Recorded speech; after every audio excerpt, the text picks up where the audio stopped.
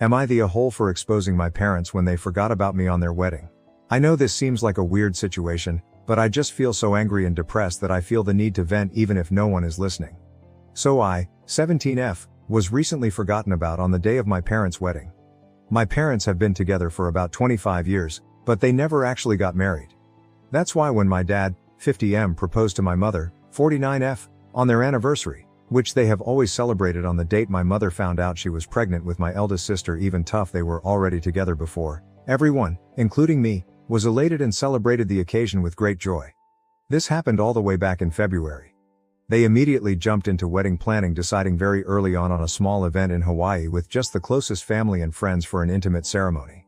Almost immediately my mother asked my sister, 25F, to be her maid of honor, and my dad asked my brother, 22M, to be his groomsman.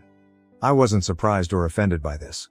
My sister had always been a mommy's girl and they both enjoyed spending time with each other, shopping and socializing, so they had a very close bond, and the same goes for my father and brother.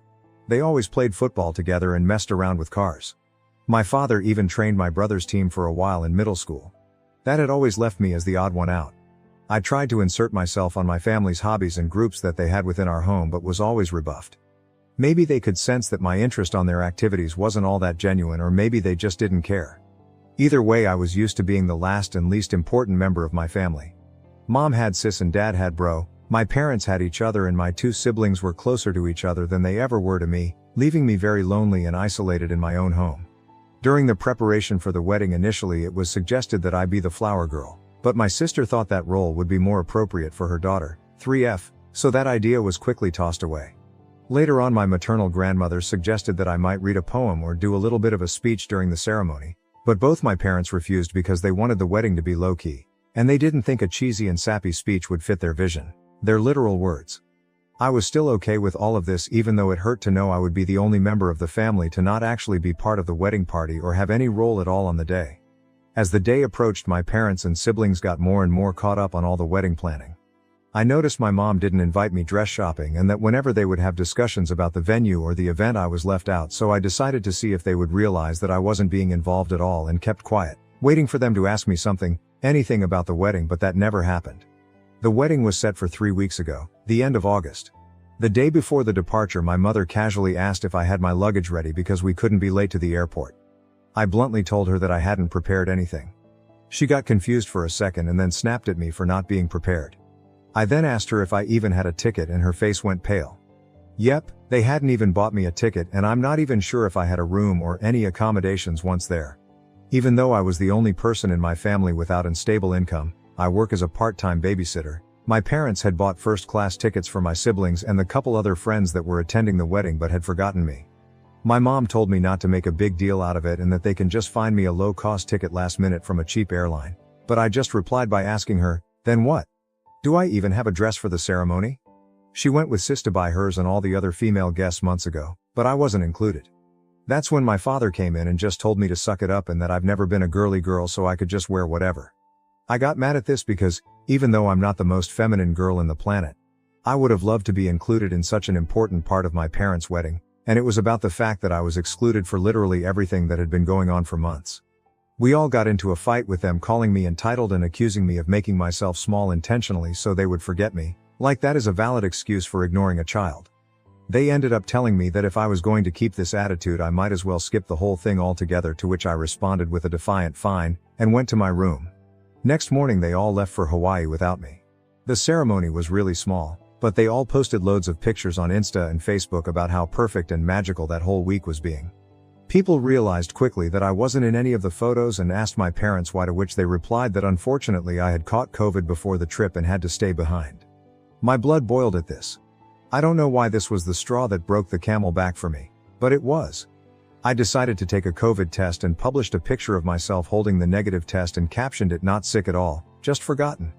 I tagged everyone that had questioned my absence from the trip and the wedding in the picture, and, for good measure, also every person invited to it. I also wrote in the comments about how my parents had literally forgotten about anything to do with me until the day before parting, and how they actually uninvited me. Most people were on my side and others couldn't believe it and thought there must be something more to the story than what I was saying, but one thing is for certain, I completely ruined my parents' wedding and their day was overshadowed by my confession. At first I felt quite satisfied with myself for standing up on my own, but after a barrage of messages from my family calling me every name in the book, and later, when they came back, them furiously attacking me for my immature actions and my spoiled behavior, my pride deflated quickly, and I began to feel awful. I hate my family, and I hate being in this house, but I'm a minor and can't leave just yet. I do feel like I could have handled the situation better though, and now I feel so depressed that I'm second guessing everything I did, from not speaking up before to the way I exposed them. I also feel guilty for the lack of connection between all of my family and me, and maybe I could have done more. So AITA for ruining my parents' wedding when they forgot about me? Update 1. Hi everyone. I wanted to write an update earlier, but I'm still kind of a mess at the moment, but I figured since my post had such an overwhelming response and so many people commented and sent me messages that I should write about the latest developments. First of all, let me start by thanking all that commented on my post and shared their own experiences or points of view on my situation. Thank you so much. A few days ago I could barely find the energy to get out of bed, and my family's comments had made me really believe that I was guilty for all that had passed, but after seeing the responses to my post and all the support you guys were giving me, I felt somewhat reaffirmed in my actions and feelings towards my family. I'm still fighting the feelings of guilt and depression, but whenever I start to spiral I think on how much this community of strangers has had my back, and I try to calm myself down with your words. Thanks to your input and advice, I finally decided to call my grandma and tell her the full story. Just to clarify a point before going on, I said this in the comments, but I feel like I should put it here also. My grandma, 77F, did not attend the wedding. She lives several states away and has mobility issues, so she doesn't travel anymore. We went to visit her around Easter, and that's when she commented that I might read a poem at the ceremony, but that was the last time I saw her in person before all this. She's always been very loving to me and has called out my parents in the past for their favoritism, but it's hard for her to play a more active role in my upbringing since she lives so far. And I'm always worried about bothering her due to her age and health condition. She had a minor stroke a few years back and is now back to normal, but I still worry. Anyway, I called her and laid out everything that had happened with the wedding and how my parents didn't even buy me a ticket to go with them. She came to the same conclusion that most commenters did when I told her that it was simply impossible, that they had forgotten and that they did it on purpose. I cried on the phone with her, laying out how I was feeling, how this has been going on forever, how I feel in the aftermath, and most importantly about my need to get out. She was extremely sweet and comforting to me and told me that I had nothing else to worry about because she had my back 100%, and told me to take it easy but make plans for my future and that she'd help me. After that conversation, which lasted about 2 hours, I felt better, and I decided to listen to her and start moving to figure something out for the next school year. I have a friend who is going to lease a studio next to our future campus. She has a great relationship with her parents, but she has 5 younger siblings and wants to be more independent, so that's why she decided to move out. I asked her if I could move in with her temporarily and that I would pay her rent as soon as I got a job. She immediately accepted and told me not to worry about rent or anything else until I was in a better position. And we had a good cry together when I told her all about my parents' wedding incident. So this all happened a couple days ago, and I was planning on doing the update then, but my grandma called my parents and my siblings to lecture them about how they were treating me. My brother just sent me a text afterwards with a half-hearted apologize, saying that he didn't know I wasn't included and that he just thought I wouldn't have fun on the trip, and then I posted the pic just to create drama. My sister, on the other hand, berated me and told me that I kept trying to make public my own problems and pinning them on my family when they are all innocent. It has been weird with my parents ever since they came back from the trip, and at first they berated me and were furious with me, and after that, we've just been ignoring each other. After my grandma called them, they came into my room telling me that if I wanted to put this whole issue to rest I should shut up about it, and that this could all had already blown over if only I had kept my mouth shut. I just asked them to leave my room, and then I called my grandma again to tell her what had gone down. She then told me that she and my uncle had bought plane tickets to come down to see me. This was something that I was actually scared about because my grandma's health is not the best and this kind of effort is a lot for her. And I know how complicated it is for her to get on a plane, so I tried to dissuade her from coming and told her everything would be okay, but she wouldn't listen and told me that she was long overdue a conversation with my parents and that she wanted to see me. I'm stressed for her, and I feel again like I forced her to take a long, uncomfortable trip because of me, and that maybe I should have dealt with this myself. I do want to see her, and I wish for nothing more than to hug her right now, but I'm worried about her. At least my uncle, Mom's older brother, is coming with her, but I hope she doesn't exhaust herself or nothing happens to her because that would break me. They arrive tomorrow and have not informed my parents of their trip. My grandma asked me to keep it until she gets here. I hope she is able to make my parents see the mistake in their actions, or, at the very least, help me break the news to them that I'm moving out very soon, And I plan on being no contact with them. I don't know. I'm worried about her having to do so much for me and bothering her, but I also appreciate and love her so much for doing all this for me. Update 2. Hello, sorry for not having re-updated sooner, or commented. As you can imagine if you've seen my last posts, it's been a busy week to say the least. There's been a lot of people messaging me and commenting on the post, and I haven't had time to answer to no one until today, and I'm sorry for that. You all have been so helpful in caring for me and my story, and it's been truly eye-opening and terrifying to see how many people have gone through similar stories of neglect and abuse, and I just want to thank you all for taking time out of your day to send some kind words to this internet stranger. This update will be long, so sorry about that. I'm just going to continue where I left off. So my grandma called me to tell me she was coming here to see me and help me out. I was very stressed about it because my grandma has a very hard time traveling, so for her to take this trip meant that she would be under enormous stress, and I felt responsible for her since I was the one that called her. She arrived early Monday morning with my uncle, and I went to get her at the airport. Noel, it was a very intense and emotional moment, and as soon as I saw her I ran to her arms and broke down sobbing. I don't even know if I was able to tell her anything at that moment because of how hard I was crying, and I had so many things to say. Thank you for coming. For being so good to me. For having my back. I'm sorry to have made you take this trip. I feel awful at home. I don't know if my parents love me, but I know you do. Am I an affair child? I truly was hit with all of this, plus the guilt and the anxiety all at once when I saw her, but she held me tight in her arms, telling me everything was going to be okay. My uncle hugged us as well. I don't know how long we stayed like this, but it must have been a while until my uncle told me we should get going. We grabbed a cab and went to their hotel. My grandma had teary eyes and I could feel her breathing heavily, which scared me, but she kept hugging me and smiling all the way. She had reserved a double room so I could stay with her for these days, and once they were settled in and I was more calm, we sat down and I poured everything out for them. The years of neglect and the emotional abuse, how I was feeling miserable after the trip, but also for years now. How my parents have been trying to make me feel guilty for all of this that has happened. How I was scared about my future, but my one priority at the moment now was to move out of that house, even at the expense of my schoolwork. How I have made arrangements to move in with my friend, and I was looking for a job, and I told them about this post and how some people thought I might be an affair child and that I was beginning to question that as well. It was a lot, and I could tell they were both really affected by what I was saying, but they kept comforting me and making me feel safe to open up to them. After I unloaded all my concerns with them, my grandma reassured me that I had nothing to worry about anymore and that she would be here for me always. First of all, she reassured me that I was not an affair child and that both my parents were thrilled when my mother got pregnant with me, and that she knew the ultimate deal breaker for my mom was cheating, and she believed it was the same for my father. Apparently the favoritism began showing when I was around 3 to 4 years old, when my parents were constantly complaining about having a young kid in the house, and they were bothered because they could take my older siblings to their stuff but not me, and I was also very shy and a bit of a crybaby, which they had no patience with and made me very different from my siblings. She told me that she knew that my parents had saved more than enough for my college. They're really well off, so that had never been a concern for me until now, thinking they might pull the funds away from me for my education. But that if they tried to not pay for my schooling, she would take care of it, and that she just wouldn't let me drop out because of money concerns. She also told me she would help me with rent and an allowance to move out. She was very generous and I thanked her for it all. But I also told her that this experience had been eye-opening in the sense that I never realized how privileged I had been economically all my life. For all their faults, my parents have pampered me, money-wise, all my life. I went to private school. I have a rather large monthly allowance. I've had a card for years now, and they have never objected to any of my expenses. Seeing the stories here, I realized how good I've had it so far, and how, being dependable on them all my life, made me so exposed to losing everything. And I want to be independent now, not just from my parents, but from everyone. I feel like I need to learn to stand up on my own. Writing this and having just read all the stories of people in truly awful situations makes me feel like I've been a spoiled brat all my life, tbh. She insisted on me accepting my help until I don't need it anymore, and I accepted that, but I'll still will look for a job and try to make it out on my own. We relaxed for a while in the hotel because we were all exhausted from the morning, but in the afternoon we grabbed a cab and went to my house.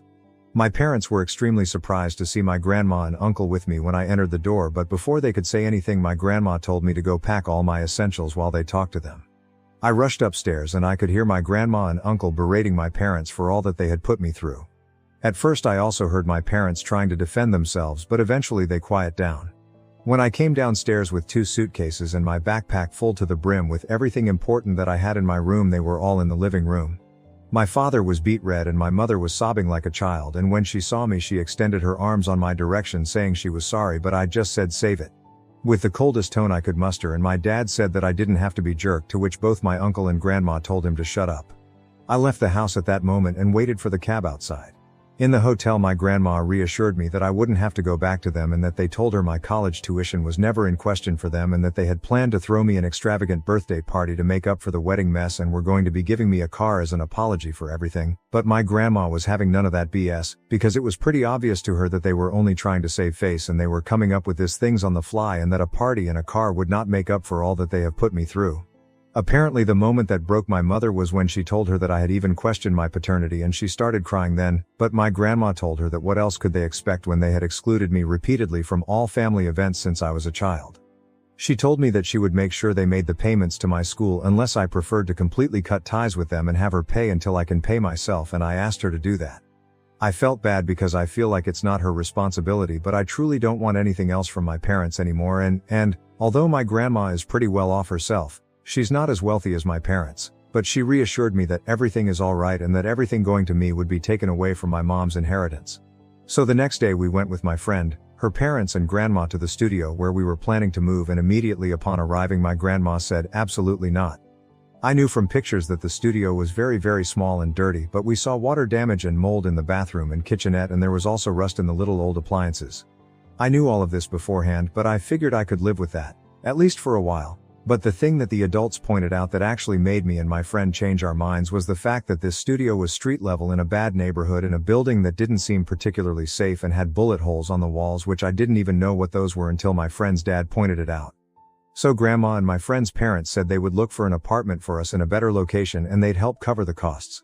Both my friend and I want to be independent, but we realize that with our most likely minimum wage jobs in such a high demand area, we won't be able to find anything better on our own. So the plan is we're going to look for a 2-bedroom apartment, and me and my friend are going to pay what we had previously planned for the studio, and her parents and my grandma will cover the difference.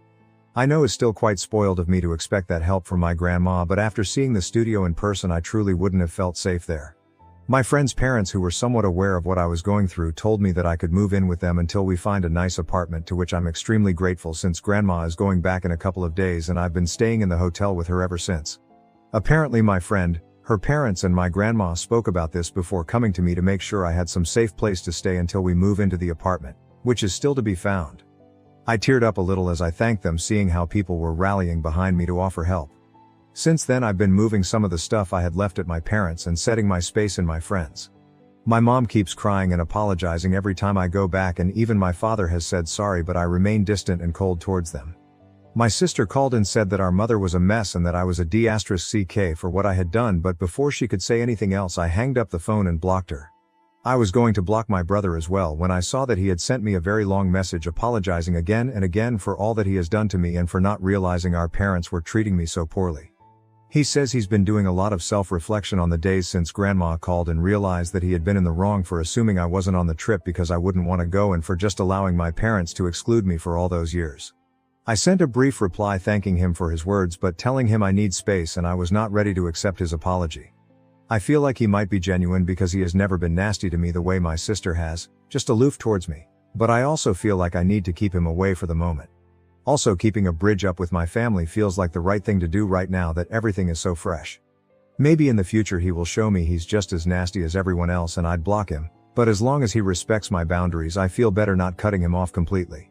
I've also made an appointment with a therapist who specializes in neglected teens, and I have my first preliminary visit next week, again funded by my grandma, which makes me feel ever more eager to find a job ASAP to take the burden off of her, even if she tells me time and time again she is happy to do all of this for me.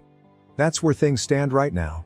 I don't know if I'll update again, maybe when I start classes or move to the apartment, but right now I'm just trying to enjoy some time with my grandma and my uncle and learn to grow and get rid of this feelings of guilt and depression that have been plaguing me for so long. I want to thank once again all of this community for being so nice and helpful to me, and all of you who have messaged me with your own personal stories of getting kicked out or having to learn how to make it on your own at a too early age. You've helped me feel a lot less alone and made me realize that things can get better if I work hard for it. I feel kind of spoiled for having such an amazing support system on my grandma, uncles and my friend, but you all guys are right. Reaching out has been the absolute best decision I could have taken, and opening up about my feelings to those who love me and to all of you internet friends has absolutely saved me, so thank you. Really, I'm more grateful than words can ever tell.